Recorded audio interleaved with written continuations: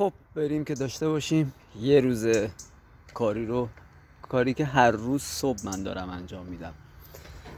اینجا خونه پدرم. البته یه خورده به هم ریخته است به خاطر اینکه پدرم یه خورده آلزایمر داره. آدمای مریضم که میبینین که حواس پرتن و چیزی هم همراهشون نمیتونن نداشته باشن. میایم میریم اینجا.